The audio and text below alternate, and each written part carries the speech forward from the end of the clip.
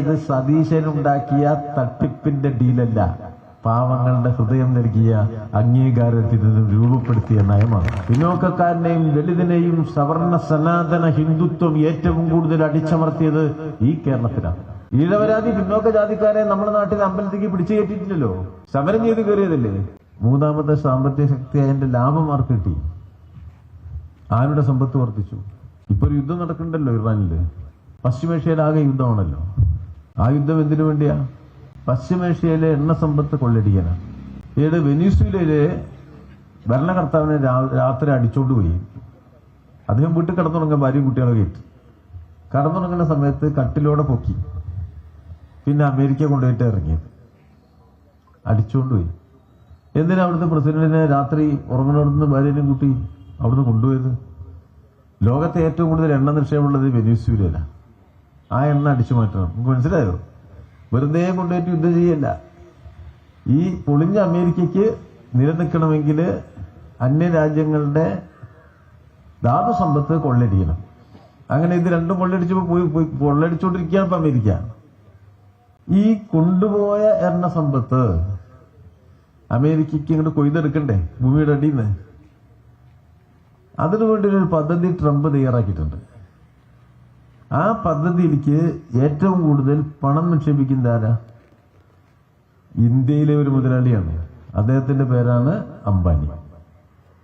മനസ്സിലായോ? ഈ ട്രംപ് യുദ്ധം ചെയ്ത് പിടിച്ചെടുത്തിട്ടുള്ള ഈ സ്വത്ത് ഭൂമിയുടെ അടിയിൽ നിന്ന് പൊന്തിച്ചെടുക്കാൻ സാമ്പത്തിക നിക്ഷേപം നടത്താൻ ഇന്ത്യ എന്നൊരു മുതലാളി പോവുക.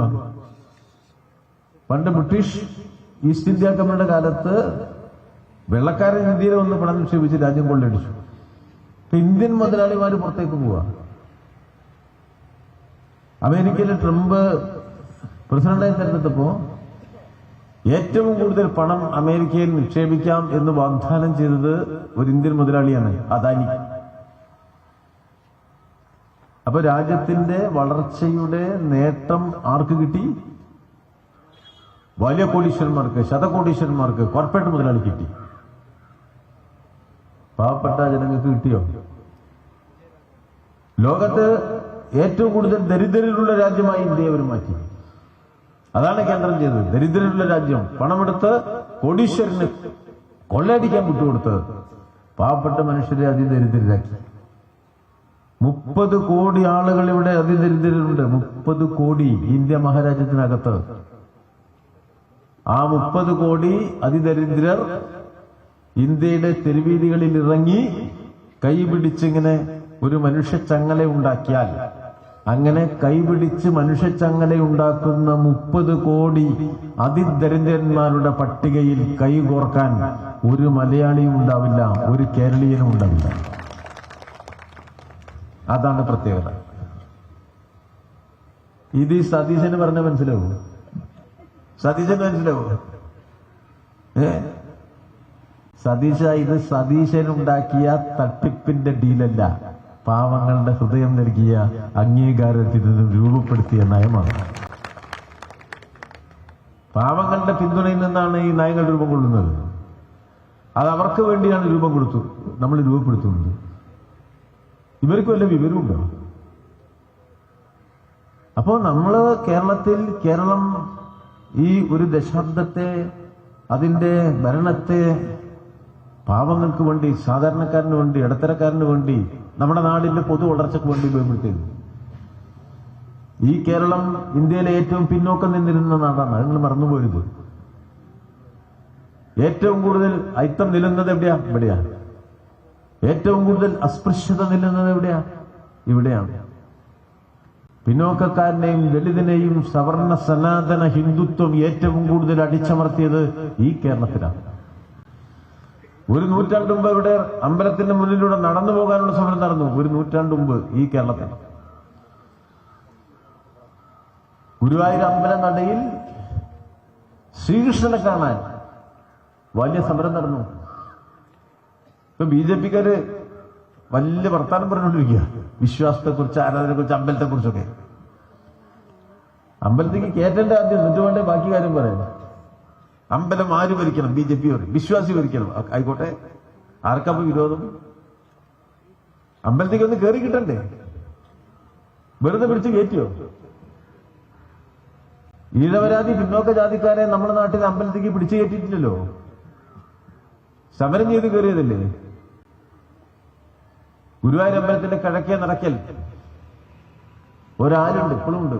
ഞാൻ മിന്നാന്ന് ഗുരുവായൂർ പിണ്ടായുടെ പുതിയ കൊണ്ടായത് ആലുണ്ട് അവിടെ. ആലിന്റെ പേരെന്താ? മഞ്ജുളാൽ. പണ്ട് ആ ആലിന്റെ പേരെന്തായിരുന്നു? തീയന്മാരുടെ ആല്. തീയ സമുദായക്കാരന്റെ ആലാണല്ലോ. കാരണം ആ ആലിന്റെ അവിടെ വരെ തീയന്മാർക്ക്, ഇഴവന്മാർക്ക്, പിന്നോക്കക്കാർക്ക് പോകാൻ പറ്റുള്ളൂ.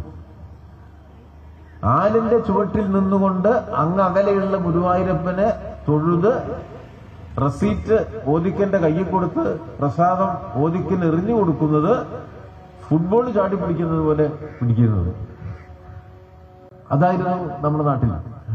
ആ അന്തരീക്ഷം ഉണ്ടായിരുന്നു കേരളത്തിൽ. അപ്പോൾ മനുഷ്യനെ ഏറ്റവും കൂടുതൽ സാമൂഹ്യമായി അടിച്ചമർത്തിയ ജാതിബോധം നിലനിന്ന സമൂഹമാണ് നമ്മുടെ. ഈ പാവപ്പെട്ട ഹിന്ദുവിനെ അകത്തേക്ക് കയറ്റുന്നില്ല. വലിയൊരു സമരം അവിടെ നടന്നു. K Kelappan, P Krishna Pillai, A K Gopalan, വലിയ വലിയ അന്നത്തെ നേതാക്കന്മാർ വലിയ സമരം നടത്തി. ആ സമരം നടത്തിയപ്പോ അമ്പലത്തിന്റെ ഉടമസ്ഥൻ സാമൂതിരി രാജാവ് അന്നത്തെ സനാതന ഹിന്ദുക്കൾക്ക് ഒരു കത്ത് കൊടുത്തു, ഇവരമ്പലത്തിൽ കയറ്റാമോ? അതാണ് സനാതന ഹിന്ദുവിന്റെ നേതാവ് കുറ്റുമുക്ക് നമ്പൂതിരി പറഞ്ഞു, ഈ പിന്നോക്കക്കാരനും ദളിതനൊന്നും അമ്പലത്തിൽ കയറാൻ പാടില്ല. അതാണ് പറഞ്ഞത്. സനാതന ഹിന്ദു പറഞ്ഞെന്താ? അമ്പലത്തിൽ കയറാൻ പാടില്ല എന്നാണ്. ആ സനാതന ഹിന്ദുവിന്റെ പ്രതിനിധികളാണ് ഹിന്ദുത്വ രാഷ്ട്രീയക്കാരായിട്ട് ഡൽഹിയിൽ ഭരിക്കുന്നത്. അമ്പലത്തിൽ പിന്നോക്കക്കാരനെ കയറ്റണ്ടെന്ന് പറഞ്ഞവരാ അവർ ഡൽഹി ഭരിക്കുക. എന്നാൽ കേരളം അമ്പലത്തിനകത്ത് കയറാൻ മാത്രമല്ല കേരളത്തിലെ പാവപ്പെട്ട മനുഷ്യന് സൗകര്യം ഒരുക്കി കൊടുത്തത്. അതിന്റെ തുടർച്ചയിൽ വലിയ കാർഷിക പരിഷ്കരണത്തിന് വേണ്ടിയുള്ള പ്രക്ഷോഭങ്ങൾ നടത്തി. കേരളത്തിലെ ഒരു ഇടതുപക്ഷ ഗവൺമെന്റ് അധികാരത്തിലേക്ക് വന്ന് ആ ഗവൺമെന്റിന് അധികാരം കിട്ടി ഒരാഴ്ച തികയുന്നതിന് മുമ്പ് കേരളത്തിലെ കുടികിടപ്പുകാരും പാവപ്പെട്ടവരും പട്ടക്കുടിയന്മാരുമായ ജനങ്ങൾ, ആ പാവപ്പെട്ടവരെ അവർ താമസിക്കുന്ന, അവർ കൃഷി ചെയ്യുന്ന ഭൂമിയിൽ നിന്ന് പുറത്താക്കാൻ ആർക്കും അധികാരമില്ല, ആ ഭൂമി നാളെ അവരുടേതാണ് എന്നുറപ്പാക്കുന്ന ഒരു നിയമം 57 തന്നെ കൊണ്ടുവന്നു. അതൊരു വലിയ വളർച്ചയായി. അതുവരെ പാവങ്ങൾക്ക് അവർ ചവിട്ടി നിൽക്കുന്ന 2 കാല് ചവിട്ടി നിൽക്കാനുള്ള മണ്ണിന്റെ ഉടമസ്ഥാവകാശം ഉണ്ടായിരുന്നില്ല. എന്നാൽ കമ്മ്യൂണിസ്റ്റുകാർ അധികാരത്തിൽ വന്നപ്പോ ചവിട്ടി നിൽക്കുന്ന 2 അടി മണ്ണല്ല അവർക്ക് കൊടുത്തത്. അവർ കൃഷി ചെയ്ത മുഴുവൻ ഭൂമിയും അവർക്ക് നൽകി. കുടികിടപ്പുകാർക്ക് വീട് വെക്കാനുള്ള മുഴുവൻ സ്ഥലവും സമാഹരിച്ചു നൽകി. അങ്ങനെ 1957 ഒന്നാം EMSന്റെ ഗവൺമെന്റ് മുതൽ തുടങ്ങിവെച്ച പരിഷ്കരണ പ്രവർത്തനങ്ങളുടെ തുടർച്ചയിൽ നിന്നാണ് പിണറായി വിജയന്റെ ഈ ഗവൺമെന്റ് വന്നിരിക്കുന്നത്.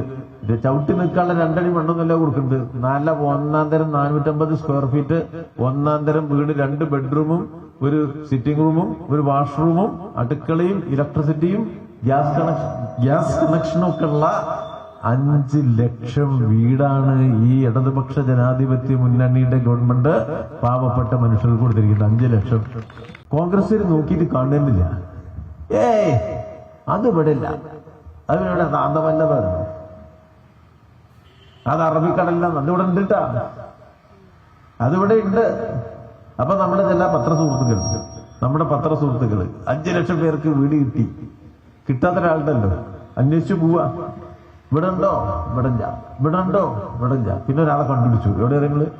അട്ടപ്പാടിന്റെ മലേന്റെ മേലെ അങ്ങേപ്പുറത്ത് പശ്ചിമഘട്ടത്തിന്റെ അങ്ങേ ചെരുവിൽ, പണ്ട് ഇടശ്ശേരി പൂരത്തിനെ കാണാൻ പോയ സ്ഥല, ഇടശ്ശേരിയില്ലേ, ആ കുന്നിന്റെ അങ്ങേ ചെരുവിൽ പൂരത്തിനെ കാണാൻ ആ ജാതി ഒരു സ്ഥലം കണ്ടെത്തി. അവിടെ ഒരു പാവപ്പെട്ട ആദിവാസിയെ കണ്ടെത്തി. ഒരാൾക്ക് വീടില്ല. അതവിടെ കാണിച്ചു കൊടുക്കുന്നത് സതീശന്മാര്. ഇന്ത്യയിൽ എവിടെയെങ്കിലും കൊടുത്തിട്ടുണ്ടോ? ലോകത്തെവിടെയും കൊടുത്തിട്ടുണ്ടോ?